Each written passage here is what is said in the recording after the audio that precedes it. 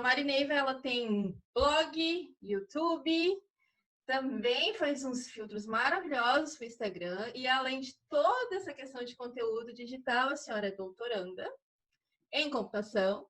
E eu acho que uma das últimas empreitadas aí, uma das coisas importantes que você tem feito é o portal Covid-19 Brasil. Todos esses projetos, todas essas coisas, eu esqueci alguma coisa? Seja muito bem-vinda, Mari. Oi, Marcela, muito obrigada pelo convite, primeiramente, né? Bom, tem mais uma coisa, porque agora eu sou pesquisadora pelo Departamento de Medicina Social de Ribeirão Preto. É um projeto que está bem no começo e a gente vai trabalhar com doenças raras e fazendo uma análise, assim, de como é que tá no Brasil todo, mas é um projeto bem inicial ainda, então tá no começo. Mas eu realmente faço doutorado pela USP, no departamento de CMC aqui em São Carlos. E eu tô trabalhando agora com o portal Covid, que na verdade é o que eu mais, hoje em dia, né, a gente fica mais querendo fazer coisa, porque é importantíssimo, a gente está no meio de uma pandemia que está ainda crescente no Brasil, então trabalhar com os dados do portal é necessário para mim agora, e eu estou fazendo esse trabalho tanto no doutorado quanto como o projeto voluntário. Ah, tá. Teu projeto de pesquisa no doutorado também está envolvendo os dados, enfim. Recentemente a gente publicou um paper no Archive, onde a gente relaciona o modelo de redes complexas com a sociedade. Então, você pode modelar a sociedade por meio de uma rede complexa. E aí, já falando um pouco sobre a rede complexa, ela é qualquer sistema onde você tem interação entre os elementos. Então, por exemplo, uma sociedade, você tem interação entre os elementos, que são as pessoas, né? Tanto por motivos, por exemplo, de lugar de trabalho, ou, por exemplo, amizade. Por exemplo, eu sigo você no Instagram, você segue a Bibi, você segue a Mari, você segue outras pessoas, e isso a gente forma uma rede que pode ser estudada por meio de redes complexas. Então, a gente consegue pegar o sistema social, né, que está muito envolvido com o coronavírus, porque o meio de contágio é realmente por ligações entre pessoas. E aí, por isso que a gente consegue encaixar o vírus com o meu doutorado. Existe algumas metodologias de, por exemplo, espalhamento de fofoca em redes. Por exemplo, um negócio de celebridade lá no Instagram postou uma fofoca do Neymar. 500.000 pessoas seguem esse Instagram. Então, essas 500 pessoas estão diretamente ligadas, sabe? E recebendo essa informação. E aí, essas 500 pessoas que seguem vão espalhar para mais pessoas, que vão espalhar para mais pessoas. Então, você pode simular isso, por exemplo, com uma epidemia. Então, uma pessoa está doente, na casa dela tem 4 pessoas, ela passa para as 4 pessoas. Essas 4 pessoas trabalham. Então, você tem um modelo, né, de grafo que a gente consegue trabalhar e estudar dinâmica de epidemia, que é esse contágio em camada que vai crescendo e crescendo e crescendo, porque as coisas estão interligadas. Te perguntar, na verdade, para a gente conversar um pouco dessa importância do divulgador científico hoje na nossa sociedade, que a gente tem escutado tantas pessoas duvidarem da ciência em várias vertentes, em várias áreas. Assim, o que você acha? Qual é o papel do divulgador científico? Como é que a gente deve fazer divulgação científica? Que também não é uma coisa fácil, né, Mari? Traduzir coisas e também a gente não pode simplificar tanto para não perder o conhecimento. Assim, o que você acha de todo esse rolê? Assim? Então, eu comecei a divulgação científica principalmente na base da raiva, porque em 2018 teve as eleições e aí a gente tinha muita dúvida da ciência e muita gente falando mal das universidades. A gente já teve vários protestos desde 2013, 2012.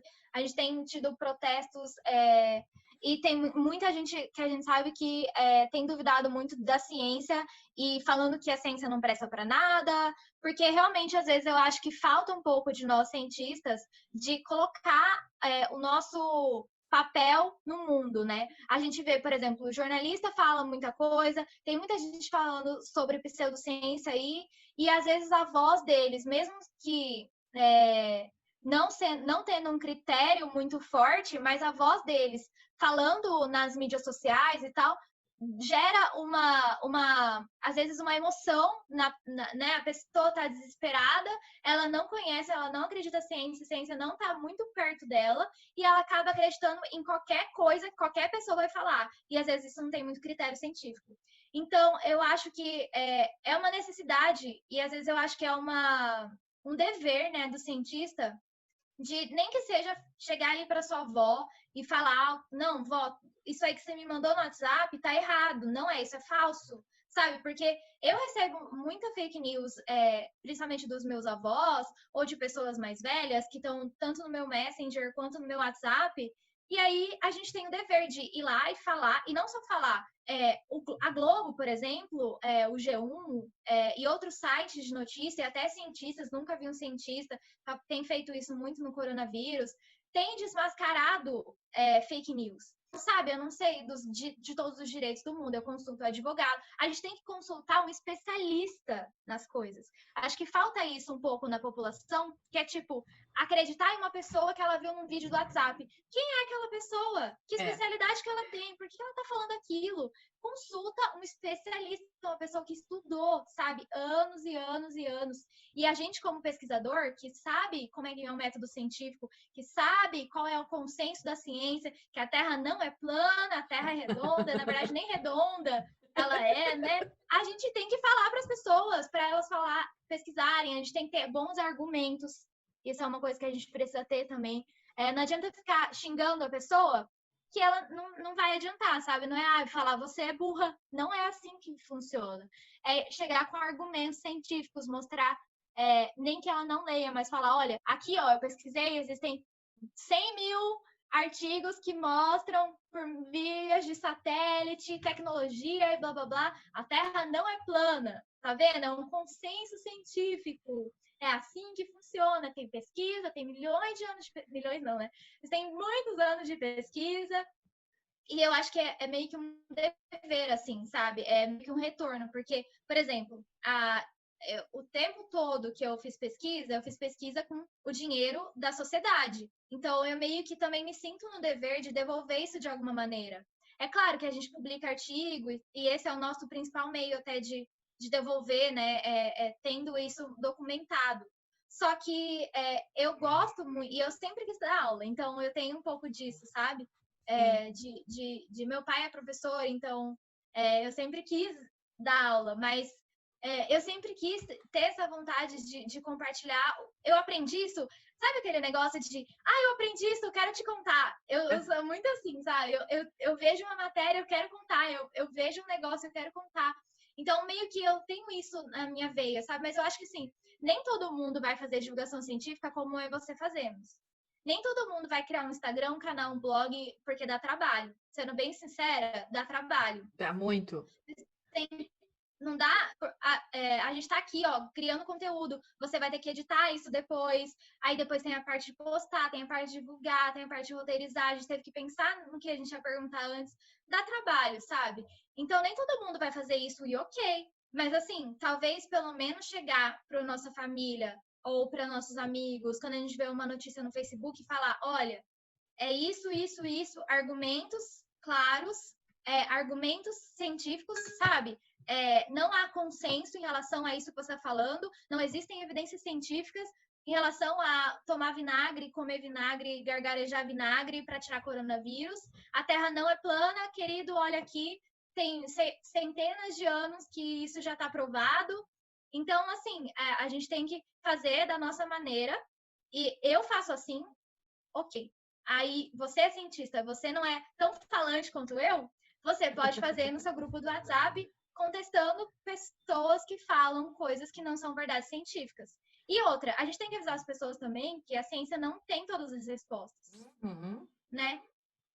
Eu acho que também é muito válido lembrar isso. A gente tem coisas que, por exemplo, daqui a alguns anos pode ser descoberto que a ciência de hoje não estava certa. E tudo bem, a ciência funciona assim, sabe? A gente funciona a partir de dúvidas e pesquisa. São coisas que você supõe no começo, sei lá, e vai investigar, vai investigar, vai investigar. E é isso que eu acho que é um dever do divulgador científico, é fazer as pessoas terem esse cunho de vai investigar, porque nem sempre vai ter um comunicador científico do seu lado ali falando que aquela mensagem do WhatsApp é falsa. Sabe, as pessoas também têm que ter o poder de serem um pouco cientistas. Eu acho que uma coisa que falta muito, a gente ensinar as pessoas a ter um pensamento crítico, né? Exatamente, exatamente. É duvidar de tudo, sabe? Colocar aquela Você tem que informação, a gente duvidar tem de uma tudo. ferramenta muito incrível que é o Google, colocar aquela dúvida ali e procurar quem é que está falando sobre aquilo, né? E eu acho que é uma É, das coisas que mais falta, assim, eu acho muito legal isso que você fala, que são duas coisas da divulgação científica. Primeiro, que não é todo mundo que vai fazer divulgação científica para massa como a gente faz em Instagram, em podcast, em YouTube, e a ok, gente tenta, né? Porque a gente sabe que é difícil atingir muita gente, assim, a gente é, demora para crescer. demora muito, mas assim, a gente está nesses meios de comunicação. E tudo bem se tu não tá afim, não gosta de fazer comunicação assim.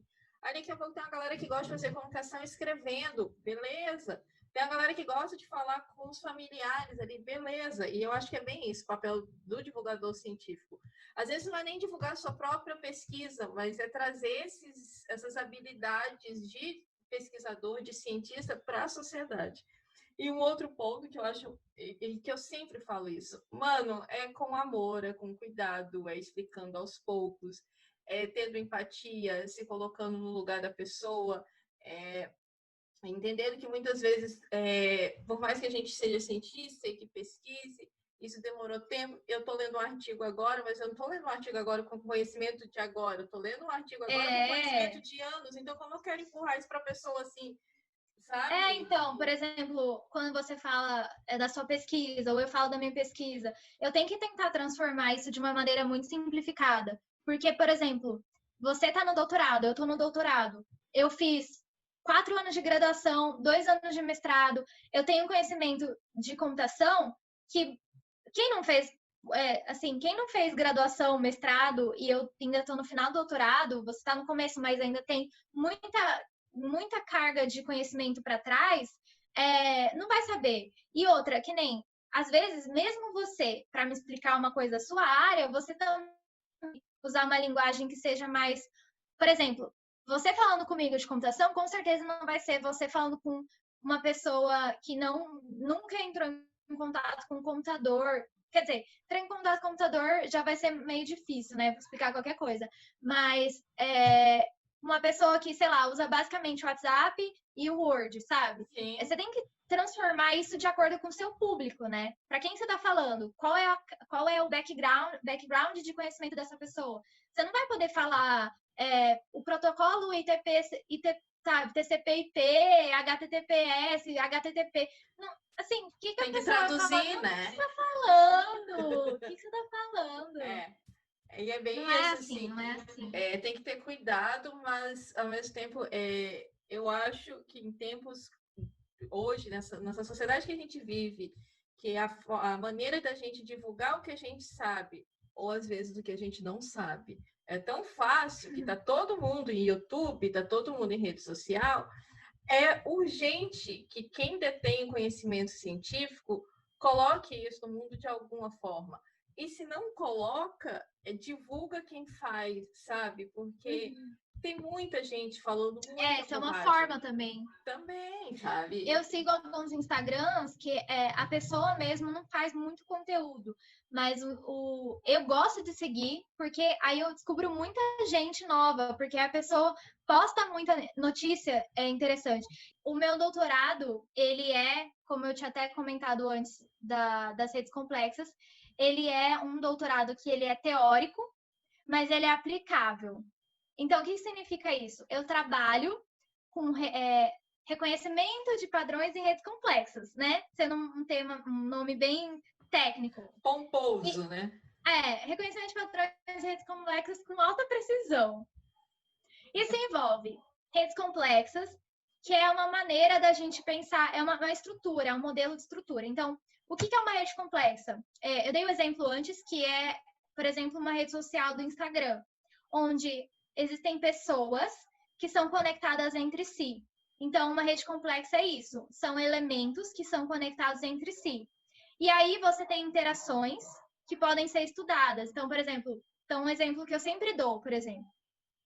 Quem é mais famoso? Eu ou a Beyoncé? A Beyoncé, ela tem milhões de seguidores, ela aparece na Billboard, ela aparece em... Se ela fizer qualquer coisa, se ela mudar o cabelo, todo mundo vai, né, ver uma notícia, a Beyoncé cortou o cabelo Chanel. Então, quem é mais famosa? A Beyoncé, que tem milhões de seguidores, ou a Marianne, que tem 2.000 seguidores? Então, essas coisas, esses tipos de informação são coisas que você pode extrair do Instagram, por exemplo, que é uma rede complexa, onde os elementos eles se conectam entre si. Então, o que, que a gente faz? No trabalho de doutorado, eu extraio essas estatísticas, né, conceitos, coisas matemáticas, dessa estrutura, né, enorme aí, que é a rede complexa, e eu uso alguns métodos de inteligência artificial para poder, por exemplo, não sei se vocês já viram por exemplo, os canais, vamos supor, os canaizinhos que levam água para a planta, né? Várias veinhas assim que levam água para a planta. Vamos supor que você pega aquelas veinhas, como se fossem as veinhas do nosso corpo, elas têm uns galinhos, sabe? Que você tem uma veinha. Vamos supor que é assim, tá? Que eu nem sei no caso. Mas vamos supor que você tem uma veinha que se divide em duas veinhas, e ali você tem veias que se conectam, sabe? Entre si. Uhum. Você gera, a partir disso, você gera uma rede complexa. Então, as veias que se conectam entre si, elas estão ligadas e beleza. Então, vamos supor que a estrutura de veias do nosso corpo é de uma certa maneira ali. Pensa na estrutura de veias do nosso corpo. A estrutura de veias sei lá, de um outro mamífero, a vaca, é diferente. A estrutura de veias sei lá, de um cachorro é diferente. Então, você consegue separar, né, seres humanos, organismos diferentes, né, de acordo com a estrutura de alguns elementos do corpo, por exemplo, as veias. Então, você consegue, por exemplo, separar espécie, separar, por exemplo, uma coisa... por exemplo, uma coisa que a gente faz é detecção de câncer. Você tem o tecido de um órgão da pessoa, e aí você tem esse tecido, ele está estruturado de uma certa maneira. Quando você tem um câncer, é um tecido que está ali meio, né, danificado. Então, você sabe que a estrutura daquela parte ali, ela vai ser diferente da estrutura do todo. Então, você consegue fazer uma modelagem, né, analisar ali matematicamente aquela estrutura e perceber, opa, essa estrutura tá meio estranha, tá diferente daquela parte saudável, entendeu? Então, a gente também faz esse tipo de análise. É um estudo teórico, porque, por exemplo, vários métodos, eles podem se aplicar a diferentes coisas. Por exemplo, eu posso aplicar o mesmo método que eu desenvolvi no meu doutorado, tanto para detectar câncer, quanto para detectar espécie de planta diferente, quanto para detectar espécie de ser vivo diferente. Por exemplo, a ligação de proteína do nosso corpo, ela é diferente da ligação de proteína de um outro animal. Então, você consegue analisar essas estruturas, tirar informação, né, baseado em matemática, e aí tem uma teoria muito grande por trás, e aí você consegue fazer inferência, né, que é a área de mais inteligência artificial, que é você mostrar que ali tem câncer, ali não tem, e isso é inteligência artificial. Ou, por exemplo, que essa aqui é uma samambaia, porque a estrutura dela é assim, e essa aqui é uma orquídea, porque a estrutura dela é diferente. Então, você consegue fazer esses tipos de trabalhos, só que eu pego, por exemplo, uma foto das folhas e transformo isso em uma rede complexa, ou eu pego uma estrutura e transformo numa rede complexa, eu pego uma estrutura, o meio do caminho tem uma rede complexa no meu trabalho. No meio do caminho tem uma rede complexa. Então, basicamente é isso que eu faço. Utilizar... Eu faço um estudo inicial, eu uso redes inventadas, que são o que a gente fala da base de dados sintéticas, são bases de dados feitas por modelos que são conhecidos na literatura de computação. Eu crio métodos em cima dessas redes falsas. Essas redes falsas, elas encapsulam a maioria do tipo de redes que existem no mundo. Então, existem alguns tipos de redes complexas no mundo. Por exemplo, uma rede do tipo small world, que é mundo pequeno, é uma rede social. Porque é bem provável que, por exemplo, eu seja sua amiga e você seja amiga de alguém na internet, por exemplo, do mundo de mulheres na TI. Talvez você conheça alguém e eu também conheça alguém. Então, é um ciclo muito pequeno, sabe? Existe uma teoria que é 6 graus de distância, por exemplo. Que entre eu e qualquer pessoa do mundo existem 6 pessoas, sabe? Existe uma distância de 6. Acho que é uma coisa assim. Mas a rede de pessoas, ela é uma rede do tipo mundo pequeno. E essa rede mundo pequeno, ela pode ser simulada no computador. Então, a gente faz testes dos nossos métodos em cima dessas redes simuladas, que provavelmente vão representar muitas das redes reais. Okay. E aí, depois, quando você vai criar uma aplicação, você pode testar em cima dessas redes reais. Então, todo o trabalho que a gente faz, a gente testa tanto em rede real quanto em rede criada pelo computador. E aí a gente vê, né? Porque o interessante é que o trabalho seja bom para as redes reais. Mas a primeira coisa que a gente faz é testar nas redes sintéticas. Mas é assim, a gente usa muito esse conceito de as coisas são conectadas entre si e a gente tenta modelar o mundo em coisas que são conectadas entre si. Então, uma rede social, por exemplo, de contágio de Covid é uma rede complexa, porque as pessoas estão conectadas entre si, infelizmente se contaminando. Mas aí você consegue colocar umas variáveis do tipo, se a pessoa usa máscara, ela se contamina menos. Se a pessoa tá mantendo uma distância social, ela se contamina menos. Sim. E aí você consegue também, usando redes complexas, simular várias coisas. Então, assim, redes complexas é um universo muito grande, porque tanto você pode usar, por exemplo, para que nem o que eu faço mesmo no doutorado, que é separar espécies de plantas separadas, classificar, né, espécies de plantas, tipo essa é a samambaia, essa é a orquídea, quanto você pode falar, se você não usar máscara, olha o que vai acontecer. Vai espalhar muito rápido. Ou se a Beyoncé contar uma fofoca, olha o que vai acontecer. Vai espalhar muito rápido. Agora, se a Mariana espalhar uma fofoca, vai demorar mais, tá vendo? Porque ela tem 2.000 seguidores e a Beyoncé tem 1 milhão de seguidores. Então, você consegue fazer várias coisas com redes complexas. Não, e sabe que você falando assim, é muito interessante, voltando um pouco para a questão da gente falar do que é pesquisa e ciência, como que a gente faz, um tijolinho para o conhecimento da próxima geração, do próximo pesquisador, isso que você fala assim, o que eu faço é separar espécies de plantas. Aí, tipo, quem não entende muito bem o que a gente está falando, tá, mas para que é isso? Não, mas o que eu faço também é para separar espécies de plantas, mas pode ser aplicado para a rede de contaminação do Covid. Ou é a base do conhecimento para a galera que está estudando se a pessoa, enfim, tem propensão, e me corrija se eu estiver errado, propensão ou não de ter câncer, ou que aquele tecido já está com câncer ou não. Então, isso que é legal da gente ver, essa construção de conhecimento, né? Tipo, voltando ao que a gente falou, a gente estudou um monte de coisa fora de computação e computação, construiu o nosso conhecimento, e aí a gente está estudando, construindo conhecimento que vai passando adiante, né? Então, e tem uma coisa que, assim, eu sou apaixonada por computação, que eu acho que é justamente essa possibilidade da gente de entrar em vários mundos. Então, por exemplo, eu consigo entrar no mundo da biologia com planta, eu consigo entrar no mundo da medicina com câncer, eu consigo entrar no mundo da engenharia, porque, por exemplo, as ruas, elas também formam uma rede complexa. Elas se conectam entre si. Então, você consegue estudar, por exemplo, o sistema de infraestrutura de transporte, de rua, de qual é a rua mais congestionada. Você consegue colocar isso numa rede complexa. Então, eu sou apaixonada por computação porque a gente tem essa possibilidade de entrar em muitos mundos.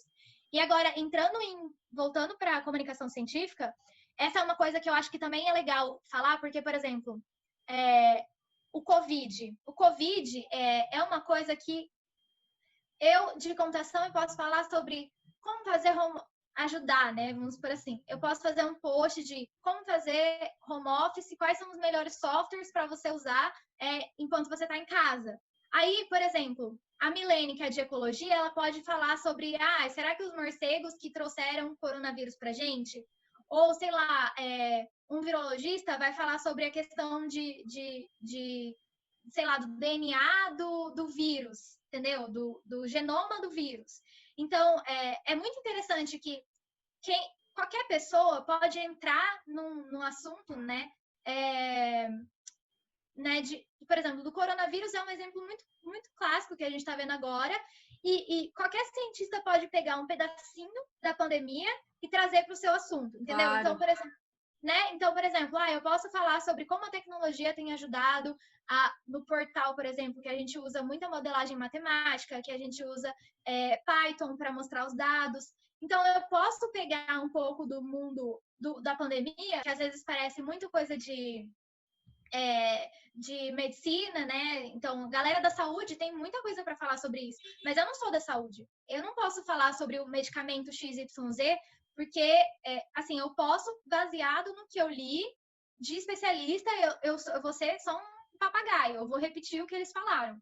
Eu não tenho referência suficiente para falar sobre o remédio funciona assim, assim, assado, e quando entra no corpo do paciente, eu não tenho referência para falar sobre isso. Mas eu posso falar, por exemplo, sobre como você mostra os dados do coronavírus, você mesmo analisa os dados do coronavírus em Python, ou como você faz um modelo matemático exponencial, como você faz uma projeção, entendeu? Então, eu acho que é muito interessante isso de você tentar olhar o mundo com, sei lá, pega uma coisa que você pode falar sobre aquele tema e traz para a sua especialidade, sabe? Porque daí eu sei que eu tenho capacidade de falar sobre isso e tenho capacidade de responder as perguntas das pessoas com bastante referência.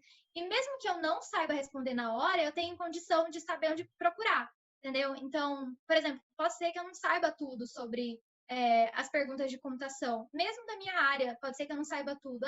Saiu um estudo ontem, talvez eu não tenha lido, talvez uma pessoa venha me perguntar. E isso acontece até no direct. As pessoas falando, você já viu isso, isso, isso. Mesmo que seja de computação, não dou conta de tudo. As coisas são muito rápidas, né? São muito rápidas, eu não consigo ver tudo o tempo todo. Isso porque eu vejo muita coisa.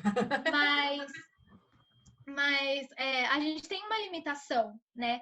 Então, eu tendo a focar mais nas coisas que eu estudei, porque eu sei que eu tenho mais carga de conhecimento para poder ajudar em relação a isso. Por exemplo, você fala muito sobre vida acadêmica, porque é uma coisa que você tem experiência, né? Uma coisa que, assim, eu queria, antes de perguntar para você sobre esse assunto, eu queria te parabenizar, porque eu sei que está tratando de dados agora, no momento do Covid, não é uma coisa confortável, né? A gente está falando do portal Covid-19 Brasil, esse é o nome, né? Sim. Eu sei que não é muito confortável, mas eu acho extremamente importante. Queria te parabenizar e te dar um abraço virtual, porque eu sei que realmente não é uma coisa fácil. Os números são assustadores, a realidade é uma coisa muito louca que está acontecendo, não só no Brasil, mas no mundo inteiro. Então, a gente está passando por uma situação que a nossa geração nunca passou por nada nem perto, né? E a importância desse teu trabalho e para as pessoas entenderem um pouco, eu queria que você falasse sobre isso e até falar das dores e delícias de estar fazendo isso. Acho que tem muito mais dores, pouquíssima coisa. Está adquirindo conhecimento, colocando o teu conhecimento para trabalhar para as pessoas, para a sociedade, mas tem uma parte muito dolorosa que eu sei disso. E para as pessoas entenderem um pouco dessa questão e verem que o que você faz, que as meninas do Peixe de Babel faz, que o Átila faz, que a galera nunca viu um cientista, faz, tanta gente está fazendo, para a gente, primeiro, se conscientizar do problema, porque não adianta pegar o inimigo e botar para debaixo do tapete, né? Tipo, fica escondido aí, não tô vendo, nada tá acontecendo. Até a hora que chega em você, né? E também para ver, tipo, para dar. Isso é um dos motivos também que eu queria te trazer aqui, para mostrar a parte humana do cientista que está trabalhando numa situação dessa, sabe? Então, eu queria que você falasse um pouquinho do portal, enfim, sinta-se à vontade para falar dos dados, das experiências que você está tendo. Agora é a hora da gente falar desse, acho que é da sua empreitada mais, eu acredito que é uma das coisas mais significantes que você já fez, assim, né? Porque tipo, tem um peso muito forte. Então, o portal, foi muito engraçado, porque como eu falei no começo, eu estou fazendo pesquisa junto com o Departamento de Medicina Social, com doenças raras, e o coordenador é justamente o professor Domingos, que é quem está encabeçando o portal. Então, foi meio que uma coincidência da gente ter começado a trabalhar junto justamente um pouco antes de ter, na verdade, foi um pouco antes de ter saído, assim, a pandemia. E o professor, como ele tem um histórico, né, de trabalhar com doenças, então ele já trabalhando com tuberculose, trabalhando com outras doenças, né, ele é do Departamento de Medicina Social, ele se sentiu muito, né, instigado, assim, de tentar levantar dados, de tentar fazer um portal mesmo que fosse para ajudar tanto no monitoramento quanto fazer análises matemáticas. E aí ele foi juntando os pesquisadores no começo, assim, que ele conhecia, que ele tinha mais contato, para montar esse portal. Então tem muitas pessoas que já trabalhavam com ele antes, e aí foi agregando um monte de gente que, né, mostrou interesse, que mostrou vontade de participar, e tem bastante gente lá. Mas eu e mais alguns colegas que trabalham diretamente com ele, a gente foi as primeiras pessoas, assim, que estavam ali na criação do portal mesmo, sabe? E hoje a gente tem esse problema que o Ministério da Saúde falou que ia tirar os dados, mas a gente pega os dados, até com uma nota de esclarecimento, os dados que a gente usa para o portal são da Secretaria de Saúde de Estado e dos municípios. Então, tá tudo ok, até daqui a pouco eu tenho que atualizar o portal, porque eu faço a atualização das análises de exponencial do portal. Então, eu tenho um script já falando um pouco sobre o lado de computação, que é o que eu sei, né? Eu uso Python para fazer essas análises. Eu pego dados também do Johns Hopkins, que é um hospital muito grande lá, né? Um instituto de pesquisa muito grande nos Estados Unidos. E eles têm os dados do mundo inteiro, isso é legal, porque a gente consegue comparar como é que está o Brasil em frente aos outros países. Então, a gente também tem esse tipo de comparação lá. E recentemente a gente tem soltado algumas notas também em relação aos anúncios do estado de São Paulo, porque a gente sabe que está já havendo flexibilização em várias cidades de São Paulo, que a gente acredita que são um pouco precipitadas, porque todos os países do mundo que estão flexibilizando numa queda de casos em relação ao que estava acontecendo antes. Então, aquela ideia de achatamento de curva já está acontecendo nos outros países que estão flexibilizando, da Europa, né, Nova Zelândia, vou falar aqui de novo, sabe, porque lá não tem nem caso ativo, não tem casos ativos na Nova Zelândia. Então, é um país que soube lidar muito bem com o coronavírus. O Canadá, eu não cheguei a gerar o gráfico de casos por dia, mas depois qualquer coisa eu posso gerar. E a gente acabou gerando várias comparações com países que estão reabrindo. E, por exemplo, os Estados Unidos e o Brasil claramente não estão em condições de reabrir de acordo com os dados. Por quê? O portal, ele não é um portal de achismo, é um portal de dados. Então, a gente tem um monitoramento que a gente atualiza diariamente mesmo.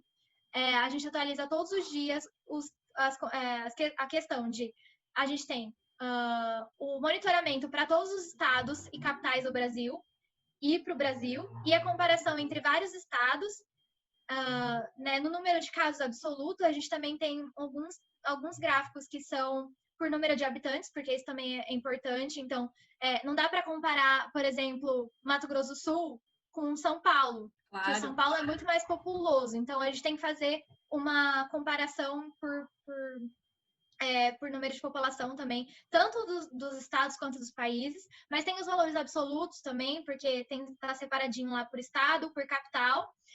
Cidades, a gente não tem todas as cidades, por quê? A gente precisa fazer uma análise de dados dia a dia de cidade que é realmente manual, porque não existe uma estrutura no país que seja confiável para cidades, que a gente consiga pegar por código automático. Então, muitas cidades, elas dão os dados por meio de PDF, aí às vezes muda o jeito do PDF, você não consegue pegar automático. Então, realmente, quem está pegando os dados da cidade, que não é o meu caso, eles têm que abrir o site da cidade, da Secretaria Municipal. E catar às vezes a Secretaria Municipal... E catar. Então, isso dá trabalho. Então, a gente não tem condição, pelo número de pesquisadores que estão realmente atuando diariamente, de fazer isso para todas as cidades do Brasil. É inviável, sabe? Por exemplo, o G1 talvez tenha esses dados para todas as cidades, mas imagina quantas globos tem no país, né? Então, cada globo, por exemplo, aqui a Globo daqui pega Araraquara, Ribeirão. Então, tipo, eles conseguem ter jornalistas que vão captar esses dados para cidades que eles analisam e daí passar para cima. Mas a gente é muito limitado, né, no quantidade de pesquisadores que tem para fazer um portal desse. Para fazer por cidade com confiança de que aqueles dados vão estar bons, você precisa ter uma pessoa que está ali diariamente catando os dados da cidade, e a gente não consegue fazer isso. Então, a gente faz muito, assim, claro, a Prefeitura de Campos do Jordão, por exemplo, manda para a gente todo dia os dados de lá. Então, a gente faz isso, sabe? É um dado que a gente tem confiança, tem uma pessoa que vai mandar para a gente os dados de lá. Não sei aonde manda os dados da cidade. Tem uma pessoa responsável por Ribeirão, tem uma pessoa responsável por São Carlos, tem uma pessoa responsável por Araraquara. E a gente consegue fazer essas análises. Até porque, estou falando de São Carlos e Ribeirão, porque a maioria dos pesquisadores são dessa região. Então, a gente acaba tendo um viés, né, de fazer uma coisa para a nossa cidade e tal. Sim. E a gente não consegue dar conta de todas as cidades. Mas capital e estado, os dados que estão disponibilizados em banco de dados são mais confiáveis. Agora, cidades que não são capitais e estado em geral, é mais difícil você confiar. Então, tem que ter um trabalho muito cuidadoso, que não sou eu que faço, são outros pesquisadores que fazem, de pegar e colocar esses dados no banco de dados. A gente tem um banco de dados do portal, que a gente cata os dados de lá. Então, tem as pessoas que alimentam... É um trabalho muito complexo, né? Tem as pessoas que alimentam os bancos, tem as pessoas que rodam os códigos. Alguns códigos já estão automatizados, graças a Deus, mas o começo deu muito trabalho. Tem alguns códigos de monitoramento que eles rodam todos os dias, às 9, meio-dia... Não, 9 às 3 e 9 da noite. Então, já tem você já cata do banco de dados e aí automaticamente é atualizado. Os dados de análise, às vezes, pode dar problema, porque a projeção, você não pode usar todos os dados do Covid desde lá do começo, porque a situação do coronavírus, ela muda. Tem época que cresce muito, né, no começo a gente estava crescendo devagar ainda. Como é um crescimento exponencial, a gente tem que perceber que o crescimento ele vai duplicando, ele vai, né, ele cresce muito rápido. Então, a gente vê aquela curva muito acentuada, porque é a característica da matemática do contágio, né? Você contamina 4, cada 4 contamina 4 e assim por diante. Então, por exemplo, se reabre o comércio, a gente vai demorar umas 2 semanas para ver o efeito disso. E isso é uma coisa que a gente também tem que falar para a sociedade. E, isso. Na verdade, quem faz mais esse trabalho é o Domingos, que já apareceu no Jornal Nacional, em Jornal da Globo, na CNN, já apareceu... Tudo quanto é jornal aí, ele aparece. E ele é meio que o nosso porta-voz. E ele que fala mais esses recados, porque a gente trabalha mais por trás, assim. A gente responde alguns e-mails, e a gente recebe muito e-mail, isso é muito legal. E eu acho que isso é interessante eu acho que essa foi a primeira vez que eu percebi quão é importante o papel do cientista em dar a cara a tapa. Porque, realmente, às vezes a gente quer dar uma chorada. Porque a situação é muito triste. Quando a gente vê, por exemplo, o ministro da Saúde entrando e saindo de cargo, e aí não tem como não falar de política no momento de pandemia no Brasil, não tem como. porque quem vai dar as instruções para reabrir comércio, fechar comércio, usar aquele medicamento que não tem evidência científica é o governo. Então, não tem como não falar de política no meio da pandemia. E aí, a gente, às vezes, tem medo, sabe? E às vezes a gente tem, como fala? Às vezes a gente tem um pouco de medo. Às vezes, eu até estava falando para o meu namorado, eu estava escrevendo um artigo, e aí você tem que comparar os Estados Unidos e o Brasil e a situação entre os outros países, e aí você vê a BBC falando que autoridades que têm um posicionamento forte e que estão de acordo com as instruções da OMS tiveram uma consequência muito positiva, né, em relação ao combate ao coronavírus. E aí eu vou citar também questões de como testagem em massa também é extremamente importante, coisa que a gente não faz aqui, né? Quando a pessoa que está no poder tem uma palavra forte em relação ao distanciamento social, em relação às medidas de saúde, gente, onde já se viu a OMS, todos os cientistas falando que não é para ficar em aglomeração e a pessoa vai lá, o presidente da República, e assim, eu vou ter que falar aqui, o presidente da República pega e sai na frente do palácio, cumprimentar as pessoas sem máscara, sabe? Vai ali na barraquinha comer um cachorro-quente, sei lá, que ele comeu uma coxinha, no meio de uma pandemia. A cabeça da pessoa que assiste televisão, que não tem contato com ciência, que não, sabe, que acredita em mensagem de fake news de WhatsApp, não entende direito o que está acontecendo. É o presidente da República, é o presidente, sabe? É muito confuso. É muito confuso e é muito louco, assim, porque isso tudo é fruto de uma coisa que a gente vive no país há muito tempo, da questão do pensamento crítico mesmo, e da gente entender isso como uma necessidade urgente, a gente não acreditar em tudo. E, enfim, aí entrando na questão de liderança, é muito claro o papel primordial de um líder no momento desse, quando a gente olha, por exemplo, a Nova Zelândia, o seu país, como o papel, talvez eu fale uma bobagem, não sei se ela é primeira-ministra, eu acho que é primeira-ministra da Nova Zelândia. Jacinda. Como o papel dela foi fundamental. Ou mesmo na Alemanha também. Na Alemanha.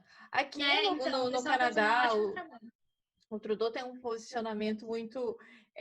agora não é o momento da gente, como governo, como país, cuidar das pessoas e fazer com que elas fiquem em casa, dando o que é preciso para isso. E eu sou brasileira, enfim, minha família mora no Brasil toda. A gente sabe que o país é um país rico, que as suas riquezas estão nas mãos de pessoas erradas e que a gente poderia muito bem colocar todo mundo para guardar em casa. Se a gente não tem como fazer teste em todo mundo, era para todo mundo estar em casa, se cuidando. E o papel existe, e assim, você fala, eu vou ter que falar, não tem como não falar de política. Na verdade, esse eu acho que é um erro gravíssimo da gente, como brasileiro, que a gente tenta tirar a política das coisas. Não tem como, mano. Não tem como. Viver em sociedade tem política. Não tem como.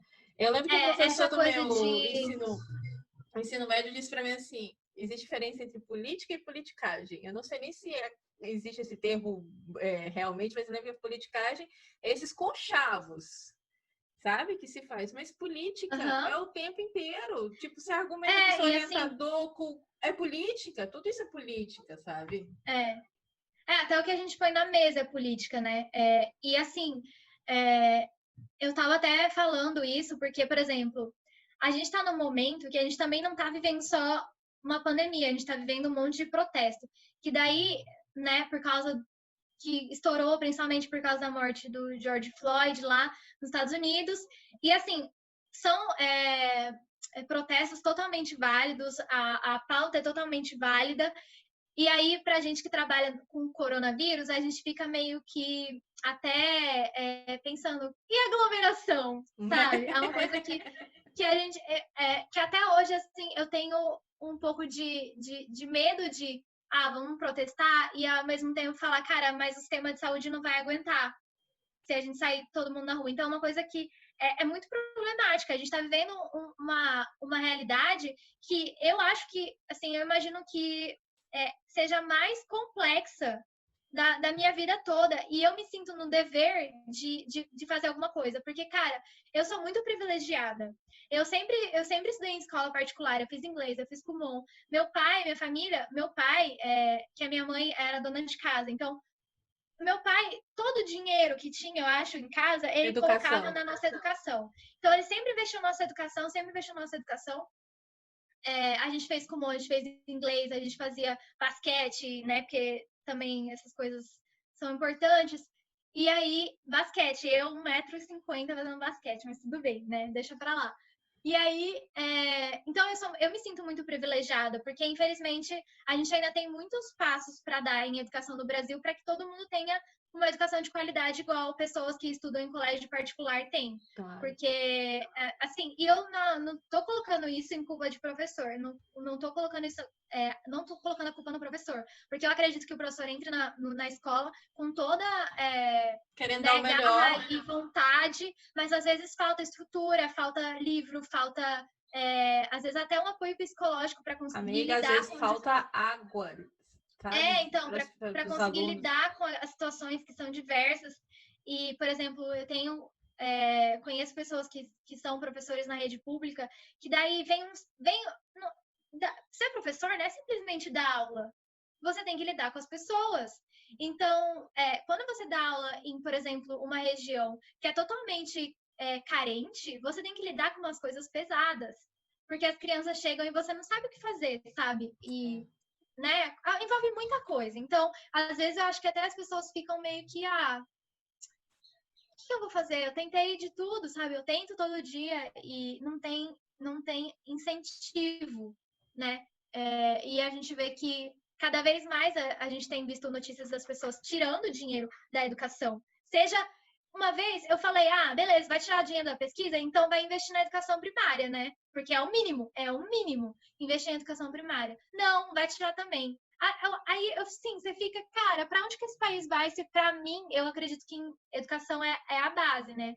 E a gente fala, eu quero aprender, eu quero compartilhar. Eu quero aprender, eu quero compartilhar. Eu quero aprender, eu quero compartilhar. Eu querendo ser professora e vendo essas coisas, é deprimente.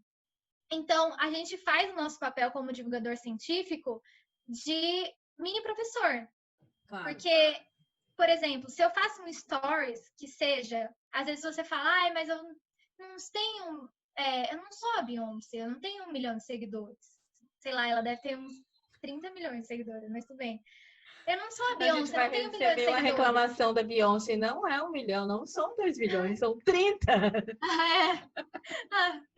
Então, aí, tipo, você fica pensando, mas por que eu vou começar se eu não tenho nenhum seguidor? Mas é assim, quando que eu conseguiria, por exemplo, tem 300 pessoas que veem meu stories por dia, assim. Quando que eu conseguiria passar uma mensagem para 300 pessoas? Sabe? É bastante, uma sala de aula tem 60 pessoas. Eu consigo falar na internet para muitas pessoas. Então, é meio que a gente fazer esse papelzinho, assim, de educação mais... uma educação não formal, né? Uma educação mais informal, mas que a gente tem o conhecimento para falar, porque tem muita gente que vai fala.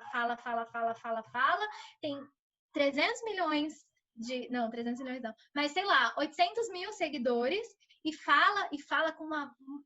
uma força, é um jeito de falar que as pessoas acreditam e tá falando besteira. Que eu acho que a gente tem que ensinar essas pessoas. Eu acho que a gente tem que... Eu acho que uma lição, assim, que eu levo pra minha vida é... Eu desacredito no primeiro momento de todo mundo. Vi um vídeo seu, vi um vídeo da pessoa mais... especialista da área, eu vejo, pego aquele conhecimento, mas tipo, não é nem desacredito no primeiro momento, eu não acredito no primeiro momento. Eu pego aquele conhecimento, tento entender, e ver, será que é verdade? Será que não é? E hoje em dia a gente tem tanta ferramenta para a gente validar isso, sabe?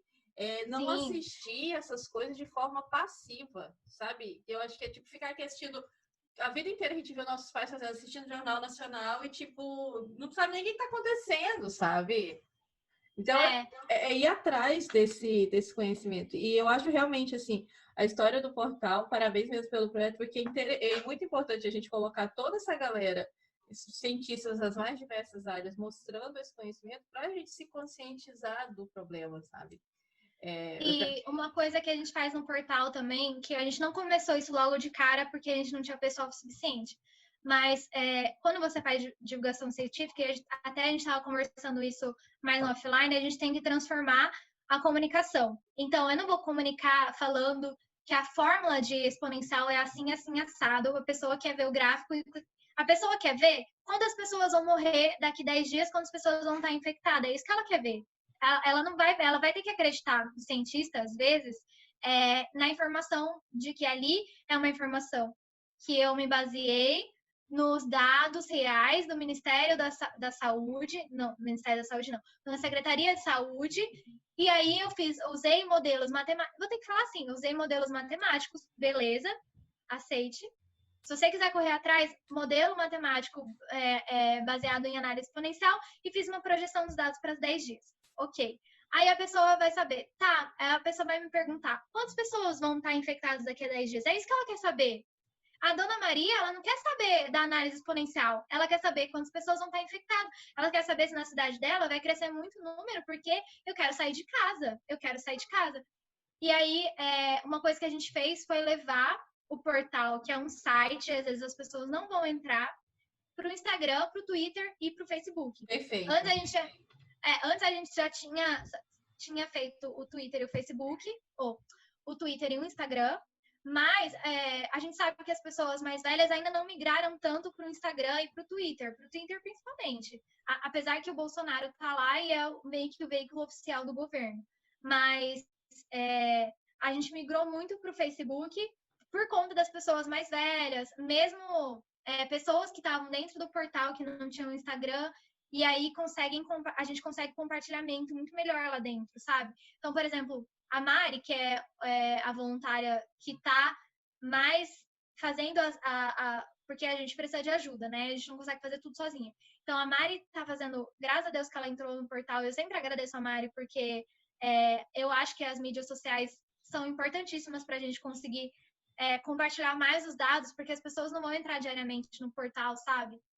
Elas vão entrar o quê? No G1 para ver notícia geral e lá tá a informação. Mas a gente consegue fazer umas análises mais específicas de crescimento dentro do portal e a Mari consegue fazer isso muito bem e ela transforma isso em uma imagem. E aí é muito mais visual, ela coloca uma letra grandona amarela, assim, sabe? Tipo, a Bahia cresceu não sei quantos por cento, a gente ultrapassou não sei quantas, sabe? É uma versão simplificada do conteúdo que está no portal.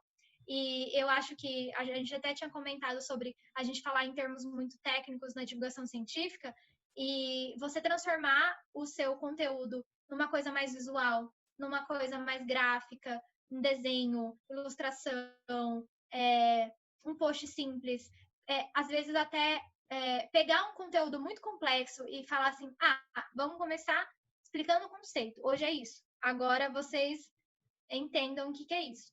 Agora vamos explicar exemplo. Então, agora vocês entendem o exemplo. E meio que dá muito o trabalho do comunicador científico é mastigar o conteúdo. Exato. O conteúdo que a gente aprendeu durante 4 anos, sabe? Ou mais. Então, a gente tem que ter o poder de pensar quem está do outro lado do computador, porque no caso a gente está fazendo isso tudo virtualmente.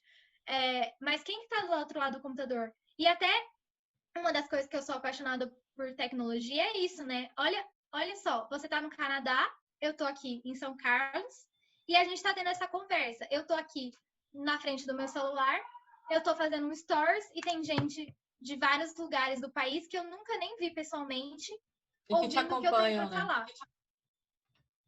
E aí, assim, é uma possibilidade que a gente tem. E assim, a pandemia, imagina se a gente não tivesse computador, porque, sei lá, quando teve outras pandemias que não tinham nem conhecimento de o que era um vírus, sabe? Em 1918, não tinha nem conhecimento do que era um vírus. Hoje a gente tem genoma do coronavírus muito rápido, vacina que, se Deus quiser, sai em 2021, até 2021 já está sendo muitas vacinas testadas, isso é ótimo. Ótimo. Sabe, isso a gente tem que agradecer que a gente está vivendo uma pandemia num estado que a gente tem possibilidade, sabe? E que a ciência está avançada o suficiente para a gente conseguir testar a vacina muito rápido, porque, cara, eu achei que, não sei você, mas eu achei que a projeção de sair uma vacina tá muito boa, assim, se já está em teste em humanos, sabe? Porque a gente tem que saber, mesmo que eu não sou da computação e tal, eu tenho curiosidade de saber como é que funciona uma pesquisa em medicina, como é que funciona o desenvolvimento de um remédio, porque eu ouço de especialista, eu ouço vários especialistas, e aí a gente fala meio papagainho, costurando as informações de vários lugares que a gente vê. Mas, assim, eu acho ótimo que uma vacina provavelmente vai sair em 2021, sabe? Assim, eles falam até 2021, mas vamos colocar em 2021. Que, assim, é bem rápido. Muito rápido, muito rápido. Isso é ótimo. Então, ponto para a ciência. Né? E a gente tem que gritar isso, sabe? Olha, a ciência, ela tá fazendo vacina. Estão aí sofrendo dentro de casa, mas é a ciência que vai salvar vocês, entendeu? É a ciência que vai fazer vocês poderem sair de casa com muita segurança. É a segurança que a ciência vai trazer. Só pra gente fechar a questão do portal, qual é o endereço direitinho? O endereço é CIS.fmrp,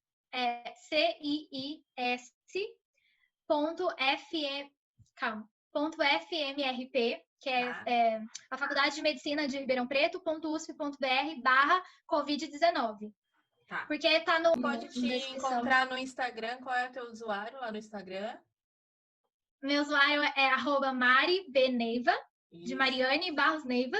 O site, que meu blog tá dentro do meu site, que é marianeneiva.com. Prazer ter você. Eu queria só dar um recado final, assim. Vamos. Então, você aí que tá me ouvindo, que é cientista, que tá fazendo a sua pesquisa aí na sua casa, tudo certinho, no seu quartinho, na sua salinha, que tal você pegar e transformar a sua pesquisa num post do Instagram, num post do Facebook, ou num vídeo? Você não precisa falar nada, às vezes é só escrever um texto legal, sabe? Porque agora a gente está no meio de uma pandemia e as pessoas, elas estão necessitando de ciência porque elas estão percebendo que o remédio e a vacina é o que vão salvar elas desse negócio que a gente não pode sair de casa. Então, talvez agora seja o momento mais importante da vida de um cientista para sair por aí e botar a cara no mundo e falar o que faz, porque as pessoas estão ouvindo mais a gente. E a gente percebeu isso muito no portal, com a quantidade de acessos ao portal, a quantidade de pessoas que vêm falando com a gente, que as pessoas estão ouvindo mais a gente. Ter o Átila, por exemplo, no Roda Viva, é um grande passo para um cientista que agora está aberto a falar, e a gente tem que combater cada vez mais fake news, e a gente tem que se abrir ao mundo para as pessoas saberem quem a gente é, e talvez até, por exemplo, convidarem a gente para falar em algum lugar onde antigamente quem falava eram apenas repórteres e políticos, porque o especialista é quem sabe do que está fazendo.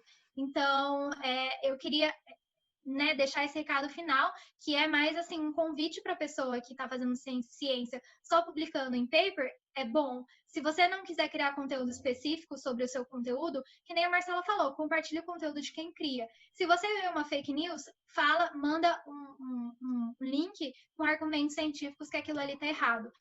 Assim, as pessoas estão ouvindo mais a gente. Essa é uma hora muito importante para o cientista. E eu acho que se a gente não fizer isso agora, a gente vai ver cada vez mais cortes na ciência. E tem muita gente por aí que perdeu bolsa recentemente.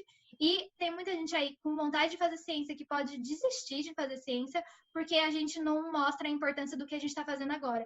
Então, se você é cientista e você está fazendo alguma coisa, compartilha o que você sabe, comenta nos posts que são fake news, fala para sua família quais são as instruções, né, baseadas em ciência para o coronavírus, enfim, acho que é isso. Muitíssimo obrigada.